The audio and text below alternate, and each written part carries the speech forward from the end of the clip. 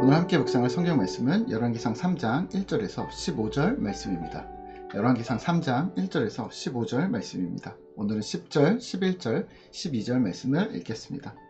솔로몬이 이것을 구하매 그 말씀이 주의 마음에 든지라.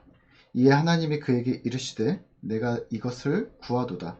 자기를 위하여 장수하기를 구하지 아니하며 부도 구하지 아니하며 자기 원수의 생명을 멸하기도 구하지 아니하고 오직 송사를 듣고 분별하는 지혜를 구하였으니 내가 내 말대로 하여 내게 지혜롭고 총명한 마음을 주노니 내 앞에도 너와 같은 자가 없었거니와 내 뒤에도 너와 같은 자가 일어남이 없으리라. 아멘.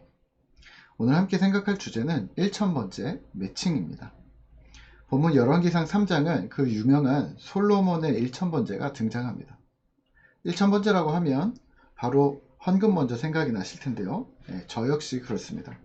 조금 안타깝고 슬프지만 가슴 아프지만 한국교회에서는 이 솔로몬의 1000번째를 1000회의 회차로 보고 1000번의 1000회차의 헌금을 솔로몬처럼 꾸준히 드리면 하나님이 기뻐하실 것이고 너의 소원을 이루어 주실 것이다 라고 그러한 식으로 이용을 해왔습니다. 그래서 모든 예배 때마다 하나님께 헌금을 드리라고 가르쳤고 새벽 예배, 수요 예배 또는 교회에 개인적으로 기도하러 들를 때조차도 우리 순박한 성도들은 성실하게 헌금을 했습니다. 이런저런 이유로 헌금의 종류는 계속해서 늘어났죠. 11조 감사헌금, 주정헌금, 건축헌금, 선교헌금, 씨앗헌금, 특별헌금 등등 여기에 1000번째 헌금이 버젓이 자리를 하고 있습니다. 제가 어릴 적에 어머니께서 개척교회를 후원하셨나 봅니다. 얼마나 헌금하셨는지는 모르지만 그 교회가 건축을 하고 어머니를 초청했습니다. 아버지 몰래 헌금을 보내던 어머니는 그 교회 초청에 가야 하나 말아야 하나 하다가 아버지께 헌금 얘기는 빼고 그냥 예배드리러 가자고 했습니다. 그래서 저희 가족이 다 같이 갔는데요. 입당 예배 때 사회자 목사님이 어머니를 호명했습니다.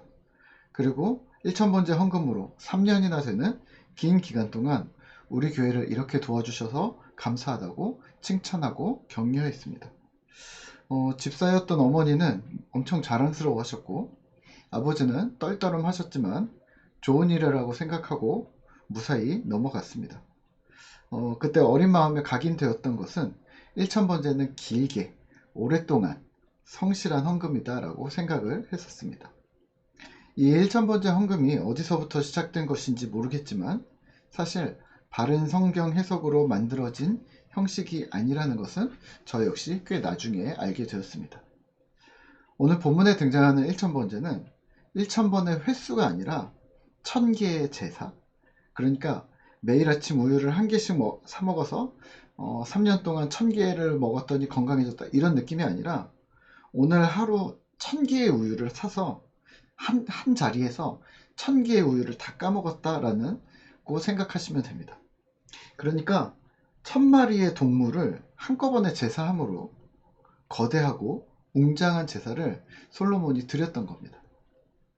사실 이런 제사가 솔로몬이 왕이나 되니까 가능한 일이지 싶습니다만 여튼 하나님은 이 제사를 기특하게 보셨습니다. 4절입니다. 4절과 5절입니다. 이에 왕이 제사하러 기브온으로 가니 거기는 산당이 큼이라. 솔로몬이 그 제단에 1000번제를 드렸더니 기브온에서 밤에 여호와께서 솔로몬의 꿈에 나타나시니라. 하나님이 이르시되 내가 내게 무엇을 줄고 너는 구하라. 솔로몬은 하나님께 지혜를 달라고 요청합니다. 7절에서 9절입니다.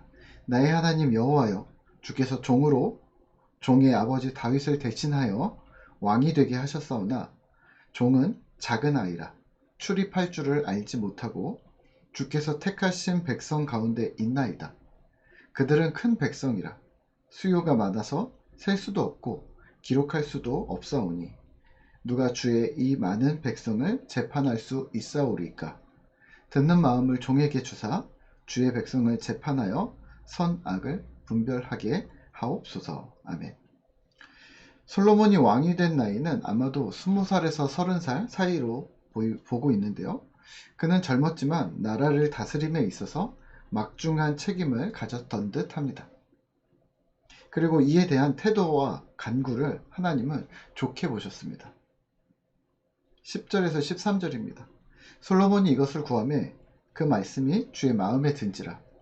이에 하나님이 그에게 이르시되 내가 이것을 구하도다. 자기를 위하여 장수하기를 구하지 아니하며 부도 구하지 아니하며 자기 원수의 생명을 멸하기도 구하지 아니하고 오직 송사를 듣고 분별하는 지혜를 구하였으니 내가 내 말대로 하여 내게 지혜롭고 총명한 마음을 주노니 내 앞에도 너와 같은 자가 없었거니와 내 뒤에도 너와 같은 자가 일어남이 없으리라.